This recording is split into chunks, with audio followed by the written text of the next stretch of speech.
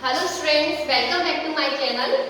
Last videos में हम बात कर रहे थे अल्कोहल, फिनॉल एंड ईथर के बारे में। और अल्कोहल और फिनॉल हम कंप्लीट कर चुके हैं, उनकी फिजिकल प्रॉपर्टीज, केमिकल प्रॉपर्टीज और उनकी प्रिपरेशन। इस वीडियो में हम बात करेंगे ईथर्स के बारे में, लेकिन उससे पहले मैं आपको कुछ इम्पोर्टेंट अल्कोहल के बारे में कुछ डिस्क्राइब करना चाहूंगी। फर्स्ट हमारा है मिथेनॉल। मिथेनॉल को आप सभी को पता होगा, इसे हम वुड स्प्रिट भी कहते हैं। क्यों बोलते हैं वुड स्प्रिट? बिकॉज ये वुड के डिस्टिलेशन से फॉर्म होता है। वुड के डिस्टिलेशन से फॉर्म होता है। मिथेनॉल जो है पॉइजनस होता है। अगर कोई इसको ड्रिंक कर लेता है प्योर मिथेनॉल को, तो ब्लाइंड भी हो सकता है, इवन कॉज डेथ तक हो जाती है। क्या काम में आता है would spirit means methanol? Mainly आपने देखा होगा पेंट को डिसॉल्व, सॉल्वेंट जिसमें पेंट को डिसॉल्व किया जाता है उसमें काम में आता है। और सेकंड जो इसका इंपॉर्टेंट है वो है फॉर्मेल्डिहाइड। इट मींस मिथेनेट के फॉर्मेशन में हेल्प करता है, क्योंकि उससे कई सारे केमिकल्स फॉर्म होते हैं। मिथेनॉल बनाया कैसे जाता है commercially? CO means carbon monoxide का हाइड्रोजन से रिएक्ट करवाते हैं, तो हमारा बनता है मिथेनॉल। ठीक है, इसको हम बैलेंस कर लेते हैं। किसकी वजह से बनता है? जिंक ऑक्साइड और Cr2O3। इसके लिए जो प्रेशर चाहिए वो है 200 से 300 atm और टेम्परेचर है 573 केल्विन से 673 केल्विन। तो ये इसका इंडस्ट्रियल प्रिपरेशन है। बहुत हाई टेम्परेचर और प्रेशर पे फॉर्म होता है। याद रखिएगा, मिथेनॉल पॉइजनस होता है। ठीक है, तो ये था हमारा मिथेनॉल। और सबसे इंपॉर्टेंट है हमारा इथेनॉल। इथेनॉल का नाम सुनते ही आपको दिमाग में आ जाता होगा ड्रिंक, अल्कोहलिक बेवरेजेस के बारे में। इसके अलावा हमने पहले भी बात करी, कई कफ सिरप, मेडिसिन में भी ये काम में लिया जाता है। तो इथेनॉल जो है बनाया कैसे जाता है? इथेनॉल जो है उसकी फॉर्मेशन की मैं आपको बता दूं कि इथेनॉल जो है शुगर के फर्मेंटेशन से बनाया जाता है। केन शुगर ले लीजिए। यहाँ पे केन शुगर का फॉर्मूला हम जानते हैं C12H2211। इसमें जो एंजाइम काम में आता है वो है इन्वर्टेज। आपको पता है इन्वर्टेज एंजाइम जो है उससे क्या बनता है? 2 मॉलिक्यूल्स बनेंगे C6H12O6 के। तो आप ये भी सोच सकते हैं कि मैंने दोनों क्यों अलग अलग लिखे, मैं यहाँ 2 भी लगा सकती थी। तो स्टूडेंट्स, ये दोनों फॉर्मूले जो हैं जिनका मॉलिक्यूलर फॉर्मूला तो हमें सेम लगता है, लेकिन जो इनका स्ट्रक्चरल फॉर्मूला है वो अलग अलग है। वो है ग्लूकोज और फ्रक्टोज। ग्लूकोज में मैं आपको एक थोड़ा सा बता दूं कि ग्लूकोज में एल्डिहाइड होता है और फ्रक्टोज में कीटोन ग्रुप होता है। दोनों का मॉलिक्यूलर फॉर्मूला सेम है, लेकिन जब इनकी स्ट्रक्चर बनाते हैं तो वो अलग अलग आता है। तो इसलिए मैंने यहाँ अलग अलग लिखा है, एक ग्लूकोज है और आगे फ्रक्टोज होता है। ठीक है, अब हम आगे बात करते हैं फिर ग्लूकोज से क्या होता है। तो ये जो हमारा ग्लूकोज है, एंजाइम है जाइमेज। ये जाइमेज जो एंजाइम है ईस्ट में प्रेजेंट होता है और इससे फर्मेंटेशन से आगे हमारा बनता है अल्कोहल। ठीक है, तो ये आपको पता है, दिस इज द इथेनॉल। इसी अल्कोहल के बारे में हम बात कर रहे हैं। तो जाइमेज से बनता है। कमर्शियली जो है, जो ग्रेप्स होते हैं, अंगूर, राइपन ग्रेप्स जो होते हैं, पके हुए अंगूर, उनके फर्मेंटेशन से ये बनाया जाता है। जैसे जैसे ग्रेप्स का राइप होने लगते हैं वैसे वैसे उसमें शुगर का अमाउंट भी बढ़ता जाता है। जब उसमें शुगर का अमाउंट बढ़ता जाएगा तो उसकी जो बाहर वाली ग्रेप्स की स्किन होती है उसके ऊपर ईस्ट ग्रो करने लग जाते हैं। आप मेरी बात समझ रहे हैं? कमर्शियली ग्लूकोज का इथेनॉल का जो फॉर्मेशन है वो राइपन ग्रेप्स से बनता है। ग्रेप्स में जैसे जैसे शुगर का कंटेंट बढ़ता जाता है वैसे वैसे उसके अंदर ईस्ट की ग्रोइंग होने लगती है। और मैं आपको बता दूं कि फर्मेंटेशन जो है एनारोबिक कंडीशन में होता है, ये हम सब जानते हैं, लेकिन इस बात को दिमाग में रखना जरूरी है। अगर थोड़ा सा भी अमाउंट ऑक्सीजन उसमें चला जाएगा, इट मींस एरोबिक कंडीशन हो जाएगी, तो आपके इथेनॉल जो है वो आगे कन्वर्ट हो जाएगा इथेनॉइक एसिड में। याद रखिएगा, जो इथेनॉल हमारा बनता है वो हमेशा एनारोबिक कंडीशन में बनता है। If oxygen entered into the this process, तो ethanol convert into the ethanoic acid. Clear है? इसके अलावा देखिए जैसे ही 14% तक आपका अल्कोहल फॉर्मेशन हो जाता है, उसी समय जाइमेज जो है एंजाइम है उसका वर्क स्टॉप हो जाता है। जाइमेज जो है वो उसके बाद काम नहीं करता। तो ये आपकी बात ध्यान रखने की बात होती है। तो हम बात कर रहे थे कि कमर्शियली जो हमारे अपना इथेनॉल है वो बनता है ग्रेप्स से। तो ग्रेप्स को जब क्रश किया जाता है, क्रश करने पर क्या होता है कि जो शुगर है वो जैसे ही उस एंजाइम जाइमेज एंजाइम जो ईस्ट से रिलीज होता है उससे के कांटेक्ट में आती है, तो फर्मेंटेशन की प्रोसेस चालू हो जाती है। तो देखिए अभी भी हम बात कर रहे थे कि जो ये हमारा इथेनॉल है ये बहुत ज्यादा इंडस्ट्रियल इसका यूज है, बहुत ज्यादा यूज है मेडिसिन में और भी दूसरी चीजों में। तो अगर हम इंडस्ट्रीज में बड़े लेवल पे इथेनॉल फॉर्म करते हैं तो इसका मिसयूज होने की भी पॉसिबिलिटीज बढ़ जाती है। आप मेरी बात समझ रहे हैं? तो मिसयूज ना होना जाए तो उसके लिए हम क्या करते हैं, उसको ड्रिंकिंग के लिए अनफिट कर देते हैं ताकि वो ड्रिंक नहीं कर सके, कोई भी उसका मिसयूज नहीं कर सके। तो उसे हम बोलते हैं डीनेचर्ड एल्कोहल। क्या होता है डीनेचर्ड एल्कोहल? ताकि इंडस्ट्रीज में जो बड़े लेवल पे अपना इथेनॉल फॉर्म हो रहा है उसको ड्रिंकिंग के लिए अनफिट कर देना ही डीनेचर्ड एल्कोहल कहलाता है। और इसके लिए क्या किया जाता है, इसमें कॉपर सल्फेट डाल दिया जाता है ताकि इसका जो कलर है वो चेंज हो जाए, और साथ ही साथ पिरिडीन भी ऐड कर दिया जाता है ताकि उसकी स्मेल भी चेंज हो जाए। तो इस तरह से अनफिट बना लिया जाता है। इसे कॉपी कर ले। फिर हम बात करेंगे आज के हमारे मेन टॉपिक पे जो कि है ईस्टर्स। ठीक है, अब हम आगे की तरफ चलते हैं। ईस्टर, जैसे मैंने आपको बताया था कि चैप्टर थोड़ा सा लेंथी है क्योंकि इसमें तीन चीजों के बारे में हम पढ़ रहे हैं, लेकिन आपने जब पढ़ा होगा मेरी वीडियोस को देखा होगा तो आपने फील किया होगा कि ये बहुत सिंपल है, बहुत ज्यादा रिएक्शंस नहीं है। आप इसे एक बार, मैं आपको फिर कह रही हूँ कि आप अपनी जितनी रिएक्शंस लर्न करते हैं उनको बार बार प्रैक्टिस करें। ये जो अभी टाइम आपको गोल्डन अपॉर्चुनिटी मिली है, इस टाइम का फायदा उठाएं कैसे भी, और इतनी रिएक्शंस को लर्न कर लें ज्यादा से ज्यादा कि आपको बाद में उनको सिर्फ एक बार रिकॉल करते ही ध्यान आ जाए। क्योंकि बेसिकली क्या होता है, जब हम केमिस्ट्री की बात करते हैं बोर्ड एग्जाम में तो स्टूडेंट्स के लिए सारे चैप्टर बहुत इजी लगते हैं उनको, लेकिन जब ऑर्गेनिक केमिस्ट्री का नंबर आता है तो उनको दिमाग में टेंशन हो जाती है कि इतनी रिएक्शंस कैसे करेंगे। तो ऐसा क्यों करते हैं वो? क्योंकि वो क्या करते हैं, जब जनवरी आता है एंड में बोर्ड एग्जाम्स आ रहे होते हैं तब वो उठाते हैं ऑर्गेनिक केमिस्ट्री। पहले वो लर्न नहीं करते, उनको लगता है कि पहले लर्न करेंगे तो भूल जाएंगे, लेकिन ये आपकी बहुत बड़ी गलती है। अगर आप इसे पहले लर्न करके बार बार प्रैक्टिस कर लेंगे थोड़े टाइम तक तो ये आपके दिमाग में लॉन्ग लास्टिंग रह जाता है। तो यही एक मेन रीजन है कि आपको इससे डर से बचाया जा सकता है। ठीक है, तो आइए स्टूडेंट्स हम बात करते हैं ईथर्स के बारे में। ईथर्स का आपको पता है general formula ROR, alkoxy alkane, इसको हम आईपीएससी नेम देखते हैं। ठीक है, ईथर्स जो है आपको पता है उसका जो बॉइलिंग पॉइंट है वो लेस देन एल्कोहल होता है। ईथर्स का बॉइलिंग पॉइंट जो है एल्कोहल से कम होता है। क्यों? क्योंकि एल्कोहल में कौन सा बॉन्ड होता है? Hydrogen bond. आप कहेंगे क्या ईथर में हाइड्रोजन बॉन्ड नहीं होता? तो स्टूडेंट्स ईथर्स में भी हाइड्रोजन बॉन्ड होता है। आपको मैं बना के दिखा देती हूँ ईथर्स का हाइड्रोजन बॉन्ड, देखिए होता है ना। तो फिर आप कहेंगे कि इथेनॉल, भाई एल्कोहल में जो हाइड्रोजन बॉन्ड हो रहा है तो इन दोनों में क्या डिफरेंस है? इसका बॉइलिंग पॉइंट, इसमें भी हाइड्रोजन बॉन्ड है और इसमें भी हाइड्रोजन बॉन्ड है। तो देखिए इसका हाइड्रोजन बॉन्ड जो होता है वो ज्यादा स्ट्रॉन्ग होता है। इसका हाइड्रोजन बॉन्ड जो है स्ट्रॉन्गर है एट कंपेयर टू ईथर। तो इसका रीजन क्या है?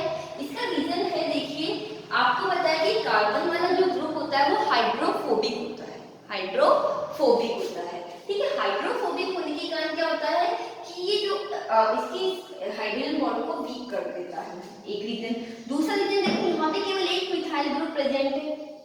ठीक है, मतलब ये ग्रुप जो है वो बल्कियर नहीं है, जबकि यहाँ पे दो बड़े ग्रुप प्रेजेंट है, दो मिथाइल ग्रुप प्रेजेंट है जो कि क्या कर रहे हैं, इसको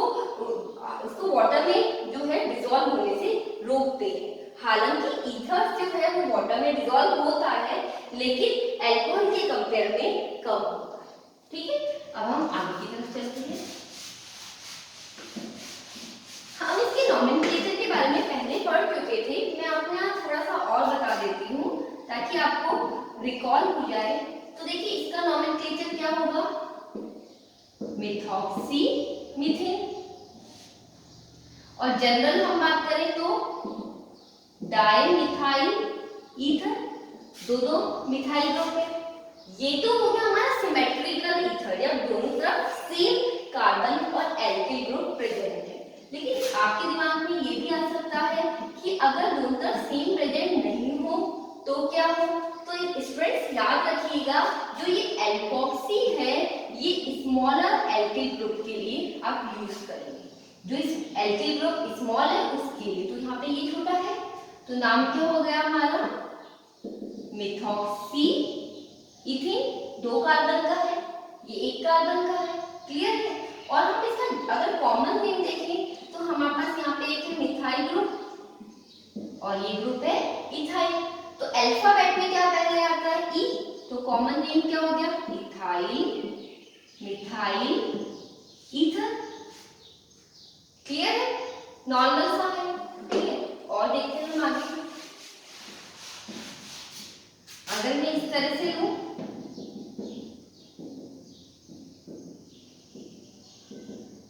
ठीक है, तो छोटा ये है इथाइल, ये आपके पास 3 कार्बन का प्रोपाइल है, तो नाम क्या हो जाएगा? Ethoxy propane. और जनरल में ethyl propyl, ethyl propyl ether.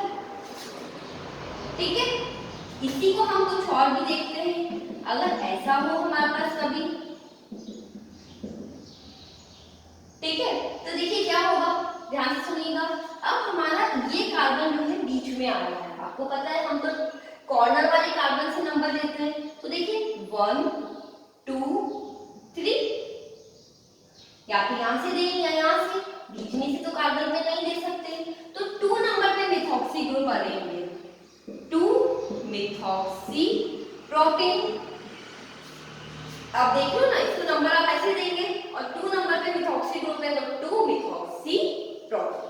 और जनरल देखिए, ये तो आपका हो गया मिथाइल ग्रुप।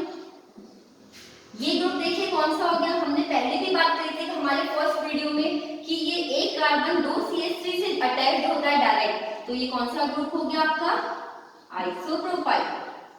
अब बताइए M पहले आता है कि I अल्फाबेटिकल ऑर्डर में? तो I पहले आता है, तो हम वही लिखेंगे आइसोप्रोपाइल मिथाइल ईथर।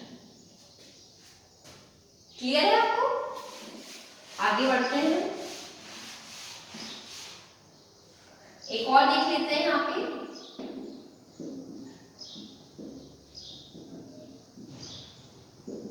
ठीक है, तो अब इसका क्या लेंगे? यहाँ पे 2 ईथर आप देख रहे हैं, 2 कार्बन 2 ऑक्सीजन से जुड़े हैं, मीन्स 2 कार्बन है। 1 पे भी मिथॉक्सी और 2 पे भी मिथॉक्सी है, तो 1,2 डाई मिथॉक्सी, 2 कार्बन का है मेन इथेन। तो इस तरह से हम इसको नोमेनक्लेचर देखते हैं। नोमेनक्लेचर बहुत सिंपल है, आप मेरे फर्स्ट वीडियो पे जाइएगा, उसमें मैंने और भी डिटेल में इसको बता रखा है। ठीक है, अब हम हमारे मेन टॉपिक पे आते हैं, वो है प्रिपरेशन ऑफ ईथर। ईथर्स की जो प्रिपरेशन है वो बहुत सिंपल है लेकिन बहुत इंपॉर्टेंट है, क्योंकि थोड़ी सी ये कॉम्प्लिकेट नहीं है, ट्रिकी है। बस एक बार दिमाग में कंसेप्ट क्लियर हो जाए तो बहुत सिंपल है। एग्जाम के पॉइंट ऑफ व्यू से बहुत इंपॉर्टेंट है, क्योंकि एग्जाम में मोस्टली ऐसी चीजें पूछी जाती है जहां लगता है कि सब थोड़ा सा अलग हो गया, डाइवर्जन हो गया, एक जैसा नहीं चल रहा है, वो ही ज्यादातर चीजें पूछी जाती है। तो हम बात कर रहे हैं 2 मेथड से होता है। फर्स्ट मेथड है हमारा डिहाइड्रेशन ऑफ एल्कोहल। एल्कोहल का डिहाइड्रेशन, वाटर को रिमूव करना, ये हम पहले भी पढ़ चुके हैं और हमें पता है कि ये कौन सी कैटलिस्ट की प्रेजेंस में होता है? H2SO4, concentrate H2SO4। तो देखिए आपने इथेनॉल ले लिया, इसकी रिएक्शन हम कंसंट्रेट H2SO4 के साथ करवाएंगे। टेम्परेचर है 443 केल्विन। ठीक है, तो क्या होता है, यहां से एक H हट जाता है और वाटर यहां से देखिए क्या होता है, यहां से एक यहाँ से OH हट गया तो CH2 double bond CH2 plus water ethene बन गया। ठीक है, तो बहुत सिंपल है। अब देख रहे हैं ये तो हम पहले पढ़ चुके हैं। ठीक है, ये वाली रिएक्शन को हमने क्या किया है, पहले पढ़ चुके हैं। लेकिन देखिए स्टूडेंट्स, ये अभी हमें बनाना है ईथर। ठीक है, टेम्परेचर बहुत इंपॉर्टेंट है स्टूडेंट्स, बहुत कंफ्यूज होते हैं। लेकिन अब हम ये बात कर रहे हैं, अगर हमने इथेनॉल ही ले लिया, टेम्परेचर कुछ कम ले लिया, तो इस समय याद रखिएगा हमारा इथीन नहीं बनता है। इस समय देखिए हमारा क्या बनेगा, इथॉक्सी इथीन। नाम क्या हो गया, इथॉक्सी इथीन। तो ये कैसे बना, ये बहुत इंपॉर्टेंट है, तो याद रखिएगा ये होता है SN2 मैकेनिज्म। SN2 मैकेनिज्म में आपको याद दिला दूं, SN2 मैकेनिज्म क्या कहता था कि SN2 मैकेनिज्म जो है वो 1 डिग्री में सबसे ज्यादा होगा, 2 डिग्री में कम और 3 डिग्री में और भी कम। और हिंड्रेंस को कहता था, अगर हम बैक अटैक होता था, आपको याद आ रहा है, पर SN2 हमेशा एक ही स्टेप में होता था, आने वाला ग्रुप जो है बैक अटैक करता था। तो अगर वो जिसके ऊपर अटैक कर रहा है अगर वो हिंडर्ड हो, मतलब उसके ऊपर बल्कि ग्रुप उसको छुपा रहे हो, तो रिएक्शन प्रॉपर नहीं हो पाती थी। आपको दिमाग में आ रहा है, तो याद रखिएगा डिहाइड्रेशन ऑफ अल्कोहल से इथॉक्सी इथीन बनाना, मतलब ईथर जो बनते हैं वो हमेशा याद रखिएगा प्राइमरी एल्किल वाले बनते हैं। वापस से देखिए कि मैं ऐसा क्यों कह रही हूँ, ये जो मैकेनिज्म है SN2 से होता है। क्लियर, SN2 जो है वो 1 डिग्री में सबसे ज्यादा होता है। ठीक है, SN2 में अगर आपको याद हो तो जो हमारा आने वाला जो ग्रुप था, टैकिंग जो रिएजेंट था, वो क्या करता था, बैक से रिएक्शन अटैक करता था। ठीक है, तो अगर बैक से अटैक करने पर अगर मान लीजिए उसको जिसके ऊपर वो अटैक कर रहा है उसको वहां पे जगह नहीं मिल रही, अगर वो छुपा हुआ हो गया, ग्रुप हिंडर्ड हो गया, तो रिएक्शन प्रॉपर नहीं हो पाएगी। तो अनहिंडर्ड होना चाहिए, और अनहिंडर्ड किसमें होता है, जिसमें प्राइमरी ग्रुप होते हैं, तो प्राइमरी एल्किली बनते हैं। तो हम इसका मैकेनिज्म देखते हैं जिससे आपको ये और भी ज्यादा सिंपल हो जाए। ठीक है, मैकेनिज्म में देखिए सबसे पहले हमने लिया एल्कोहल, बहुत इंपॉर्टेंट मैकेनिज्म है, आपको पता है कैटलिस्ट H+ देगा।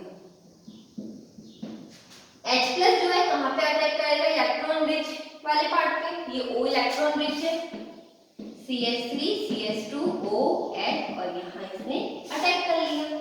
ऑक्सीजन के ऊपर ज्यादा पॉजिटिव चार्ज आ गया। ठीक है, अब सेकंड स्टेप में क्या होता है देखिए, वैसे स्टेप वही चलेगा, एक और यहाँ क्योंकि टेम्परेचर 413 केल्विन पे होता है। ठीक है, 413, अगर इससे ज्यादा टेम्परेचर पे होता है तो क्या होता है कि यहाँ पे इथीन बन जाता है। लेकिन ये टेम्परेचर कम पे हो रहा है, तो देखिए ये तो आपको पता है कि ये जो वाटर है ये तो निकलना जाएगा। क्यों, क्योंकि ये तो स्टेबल हो जाएगा, और ये क्या करेगा, इसके ऊपर ये इसको वाटर को रिमूव करने के लिए इसको इलेक्ट्रॉन दे देगा। अपनी बात समझ रहे, ये इंटरनली चल रहा है, तो इसके ऊपर कौन सा चार्ज आ जाना चाहिए, प्लस चार्ज। वापस से देखिए इथेनॉल जो है पहले एसिड्स का H+ आकर अटैक करेगा, कहां करेगा, इस ऑक्सीजन पे। ठीक है, क्योंकि इलेक्ट्रॉन रिच है, यहां पे अटैक किया इसने। ठीक है, अब यहाँ पे क्या हुआ कि मैं आपको वापस से इसको सही कर देती हूँ एक बार। ठीक है, अब ये ऑक्सीजन जो है वो पॉजिटिव चार्ज है। अब आपको पता है कि यहाँ से तो वाटर रिमूव होगा ही होगा, स्टेबिलिटी आ जाएगी। वाटर रिमूव करने के लिए ये बॉन्ड ब्रेक होना जरूरी है, तो ये इसको इसके इलेक्ट्रॉन दे देगा, तो वाटर तो रिमूव हो गया। क्लियर, इसके कारण यहाँ पे कौन सा चार्ज आ गया, पॉजिटिव चार्ज। ठीक है, अब हमारा दूसरा इथेनॉल जो है, आपको पता है इलेक्ट्रॉन रिच है, फिर ये कहां पे करेगा, इससे अटैक करेगा, क्योंकि इलेक्ट्रॉन रिच है और ये इलेक्ट्रॉन डेफिशिएंट है। तो क्या हुआ, CH3 CH2 इस O से रिएक्ट करा, ये CH2 CH3 और ये H, वापस प्लस चार्ज आ गया। ठीक है, और नेक्स्ट स्टेप में आपको पता है कैटलिस्ट से H लिया है तो वापस H देना पड़ेगा, और आपका बन गया है ईथर। कितना सिंपल है ना, इसलिए ये एक ही स्टेप में होता है। वापस देखिए, पहले तो क्या होगा, कैटलिस्ट से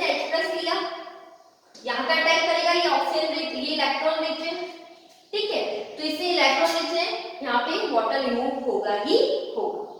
क्लियर है?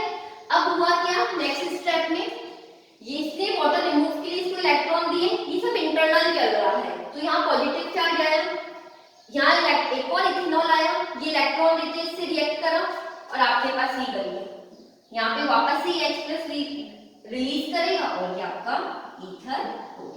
याद रखिएगा ये टेम्परेचर है 413 केल्विन पे।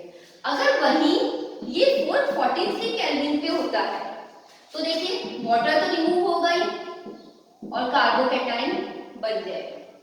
अगेन इतने ज्यादा टेम्परेचर होने के कारण यहाँ से एक H+ भी निकल जाता है और आपका बन जाता है इथेन। आपको अब मेरी बात समझ में आ गई कि टेम्परेचर वैरी करने से कारण क्या हो रहा है, टेम्परेचर 413 था तो ईथर बन गया और टेम्परेचर 443 था तो इथेन बन गया। आई होप कि आपको ये बहुत अच्छे से समझ आ गया होगा। अब हम हमारी नेक्स्ट प्रिपरेशन पे चलते हैं जो कि और भी ज्यादा मजेदार है।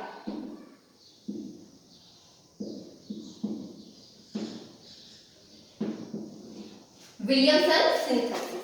ठीक है, तो देखिए आप इस बात को ध्यान रखिएगा स्टूडेंट्स कि जो हमने बात करी है कि डिहाइड्रेशन ऑफ अल्कोहल हम बात कर रहे थे वो इम्पोर्टेंट है क्योंकि वहाँ टेम्परेचर बहुत मेन फैक्टर कह सकते हैं, है ना, मेन फैक्टर कह सकते हैं क्योंकि 443 केल्विन पे इथीन बन रहा था और 413 केल्विन पे हमारा ईथर बन रहा है। अब हम बात कर रहे हैं विलियमसन सिंथेसिस की। तो विलियमसन सिंथेसिस में देखिए बहुत सिंपल है, RH एल्किल हैलाइड और RON सोडियम एल्कोक्साइड रिएक्ट करते हैं। इसको मैं ऐसे लिख देती हूँ तो आप देख रहे हैं साफ साफ NaX अलग हो गया और ROR बन गया, तो है ना ये बहुत सिंपल, तो ईथर बन गया। लेकिन देखिए इतना सिंपल सा दिख रहा है लेकिन थोड़ा सा यहाँ पे मजेदार चीज है। कैसे, इसको एक एग्जांपल से पढ़ते हैं, ज्यादा मजा आएगा उसको पढ़ने में। हमें बनाना है, हम कुछ ऐसा बना लेते हैं इथॉक्सी प्रोपेन बना लेते हैं अनसिमेट्रिकल, यहाँ पे दोनों आज सेम थे, सिमेट्रिकल था जब तक तो मजेदार था, थोड़ा सा ट्रिकी कर लेते हैं। अब हम बात कर रहे हैं देखिए इथॉक्सी प्रोपेन बनता कैसे है, 3 कार्बन 2 कार्बन इथॉक्सी प्रोपेन हो गया। अब हमारे दिमाग में एक चीज चल रही है, आपकी भी चल रही होगी, किस कार्बन के साथ तो मैं हैलोजन लूं और किस कार्बन के साथ में मैं सोडियम वाला ग्रुप लूं। तो इस चीज के लिए अगेन देखिए ये किसके साथ कैसे होती है, SN2 मैकेनिज्म। और SN2 मैकेनिज्म आपने सबसे पहले दिमाग में रखिएगा, कहाँ पढ़ा था, हैलोजन वाले चैप्टर में। ठीक है, हेलो एल्केन में क्या कह रहा था कि हेलो एल्केन जो है SN2 वाले में वो कैसा होना चाहिए, 1 डिग्री होना चाहिए, उसमें सबसे ज्यादा काम करता है वो। तो बस इतना सा आप ध्यान रखिए कि 1 डिग्री जो होगा वो हमारा क्या होगा, एल्किल हैलाइड वाला पार्ट होगा। तो आपके दिमाग में आ रहा होगा कि यहाँ तो दोनों ही 1 डिग्री है, तो जब दोनों ही 1 डिग्री है तो हम ये देखते हैं कि किसमें ज्यादा सिंपल होगी, जिसमें छोटा ग्रुप होगा, जिसमें कैसा होगा, छोटा। तो याद रखिएगा जब 1 डिग्री दोनों तरफ ही है एल्किल ग्रुप हो तो छोटे वाले ग्रुप के साथ हमारा एल्किल हैलाइड होता है, हैलोजन ग्रुप होता है। तो हमारा ये हो गया NaO CH2 CH2 CH3 छोटे। बस इतना सा ध्यान रखें कि ये SN2 मैकेनिज्म से हो रही है। SN2 मैकेनिज्म 1 डिग्री में सबसे ज्यादा होता है और दोनों ही 1 डिग्री हो तो हैलाइड उसके साथ जाएगा, उस एल्किल ग्रुप के साथ जाएगा जिसमें छोटा कार्बन हो। बस इतना सा ध्यान रख लें तो आपका काम हो गया, बन गया। क्लियर है? अब हम और आगे चलते हैं। ठीक है,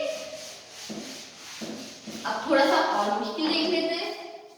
इस बार हम बना रहे हैं 2-मेथॉक्सी 2-मिथाइल प्रोपेन। कैसे बनेगा ये देखते हैं। इस कार्बन को 2 माने, इससे मिथाइल ग्रुप जुड़ा हुआ है, ये प्रोपेन, ये हो गया हमारा C2 में 1 2 3, 2 नंबर पे मिथॉक्सी है, 2 नंबर पे मिथाइल है और प्रोपेन। अब ये बनाना है, ठीक है। अभी अभी मैंने आपको बोला कि ये कौन से मैकेनिज्म से होता है, SN2। SN2 सबसे ज्यादा कौन से डिग्री में होता है, 1 डिग्री में। तो हमारा जो हैलाइड ग्रुप है उसके साथ कौन सा डिग्री जाएगा, 1 डिग्री। तो यहाँ 1 डिग्री ये वाला है, तो CH3X प्लस NaO हो गया ना सिंपल। तो ये आपका हो गया NaX अलग हो गया और ये बन गया। बहुत सिंपल सा है, बस थोड़ा सा दिमाग में रखना है कि SN2 मैकेनिज्म से होता है और SN2 मैकेनिज्म 1 डिग्री में सबसे ज्यादा होता है, तो 1 डिग्री के साथ में हैलोजन ग्रुप जाएगा। और अगर दोनों ही 1 डिग्री है तो जो छोटा ग्रुप है उसके साथ हैलोजन ग्रुप जाएगा। दैट्स इट, बहुत सिंपल है। तो आई होप कि आपको समझ आ गया होगा। अब आपके दिमाग में आ रहा है ऐसा क्यों, हम तो इसके साथ में, देखिए ऐसा होना चाहिए आपके दिमाग में सारे तरह के क्वेश्चन आने चाहिए, क्योंकि अगर नहीं आएंगे तो फिर दिमाग में ये सारे क्वेश्चन एग्जाम में होंगे। ऐसा होता है, इसलिए मेरे साथ तो होता है। तो जितने क्वेश्चन पहले आ जाए वो ज्यादा अच्छा है। अगर देखिए ऐसा होगा तो याद रखिएगा ये NaX तो हटेगा ही हटेगा, ठीक है, ये तो हट गया, ठीक है। अब आपको पता है ये वाला जो ग्रुप है ये बैक से अटैक करेगा। हमें पता है कि ये कौन सी मैकेनिज्म से हो रहा है, SN2 से। और ये CH3O जो है ये माइनस हो गया हमारा। ये जब बैक से अटैक करेगा तो बैक में तो ये जगह नहीं दे रहा इसको, क्योंकि ये इसको हम फैला के लिख लेते हैं हमारा ये एक्चुअल ग्रुप कैसा है। आप देख रहे हो कितना बल्कियर ग्रुप है।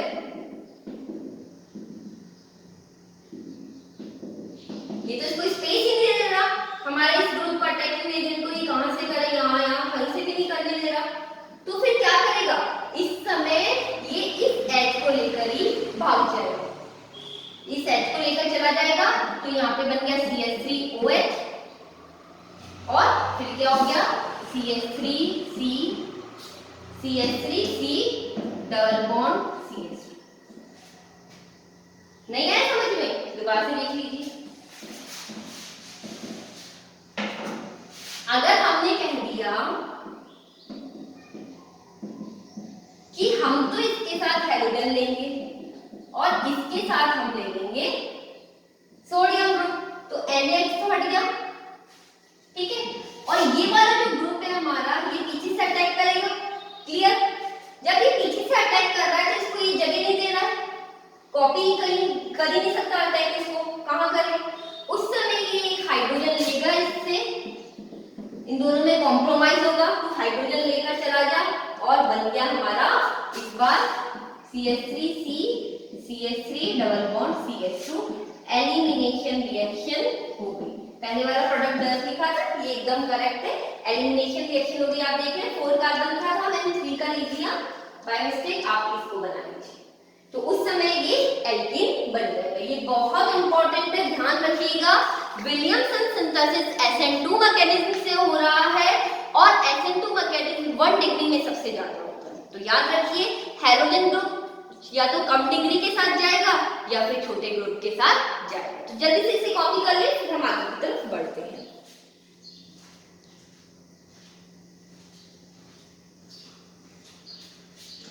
Okay, the last but not the least, because one more video is left। थोड़ा सा बचेगा वो, ये ऑलरेडी बहुत बड़ा हो गया है और कुछ कॉम्प्लिकेटेड चीज भी इसमें थी, तो इससे क्या होगा आपको पढ़ने में थोड़ा सा मुश्किल आएगा। तो एक बार इसको पढ़ के दोबारा से देखिएगा, फिर आराम से हम नेक्स्ट वीडियो अपलोड करेंगे। अगर एरोमेटिक ईथर बनाना है,